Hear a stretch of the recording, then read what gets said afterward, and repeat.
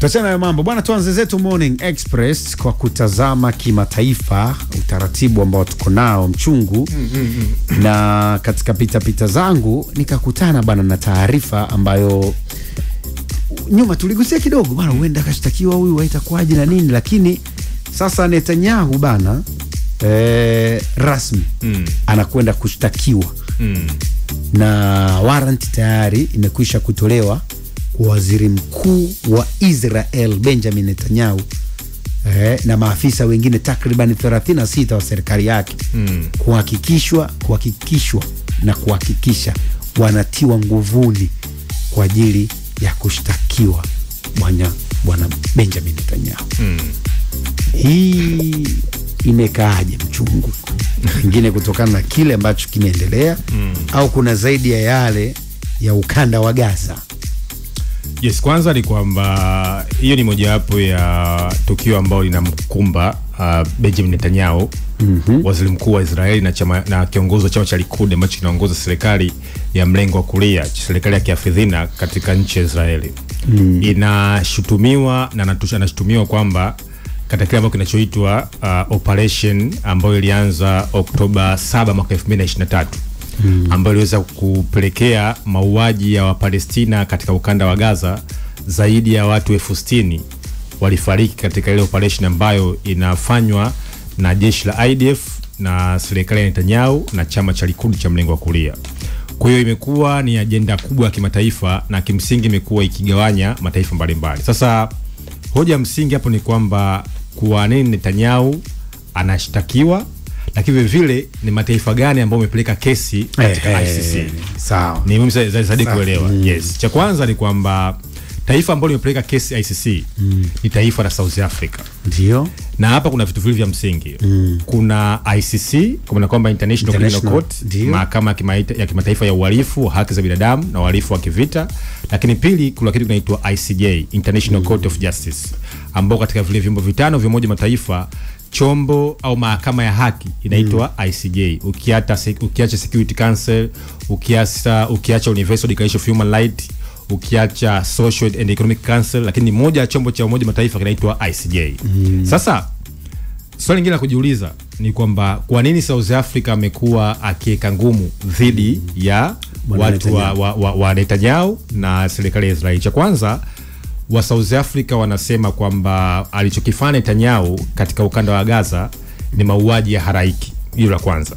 Na wao wamekuwa wakirudisha katika historia katika kile ambacho kinajulikana mwaka 1948 katika kile ambacho kinachoitwa apartheid policy. Kuna kwamba sera ya ubaguzi rangi ambayo iliweza kuwachukua na kuwaua wa South Africa wengi zaidi. Kwa hiyo serikali ya South Africa imekuwa ikihakikisha kwamba inaweza kuitaka Israeli iweze kuwajibika dhidi ya watu wa Gaza.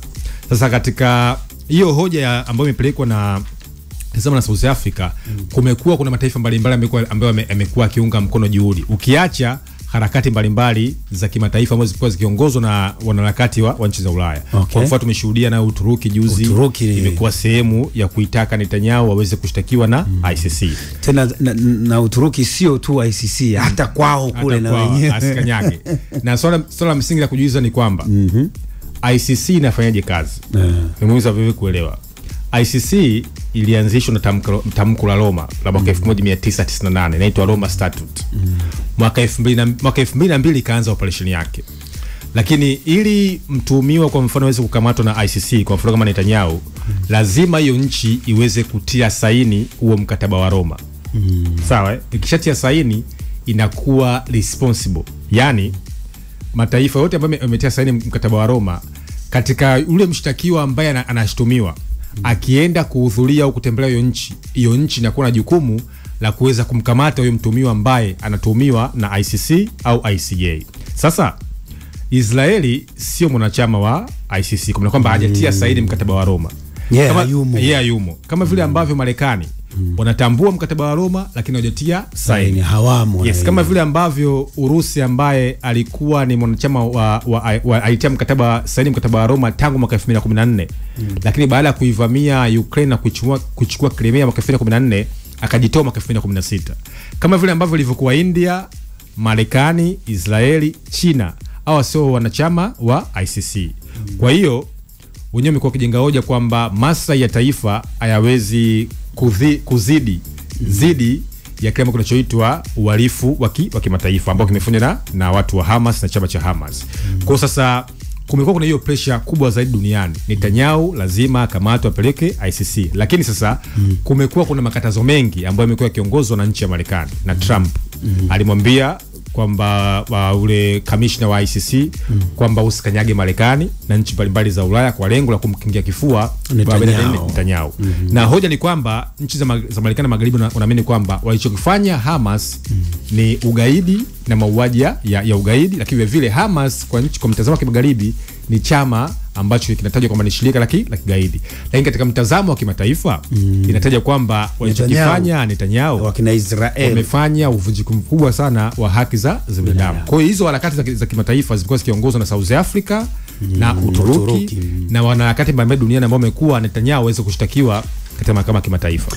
Sawa bana, hilo ndio lilivyokaa kuhusiana na Benjamin Netanyahu, waziri mkuu kutokea pale Israel, na masuala mazima kushtakiwa huko na watu bwana wakiwa wanasubiri kuona nini ambacho kitajiri, ikiwa ni kwa mara ya kuzungumzwa kuhusiana na Yesu mara ya kwanza.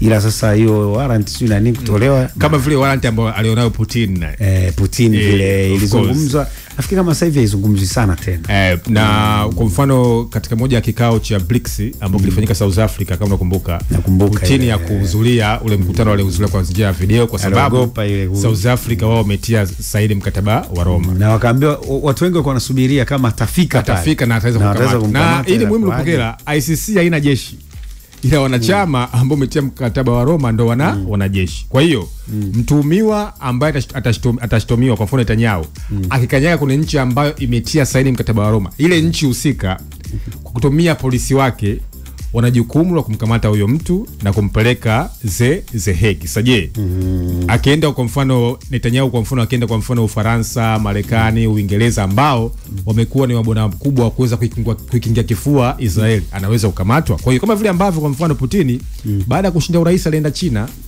na China akaweza kukamatwa, lakini alipoenda South Africa wakamwambia usije kwa njia ya video. Kwa hiyo imekuwa kuna hizo hoja kubwa duniani.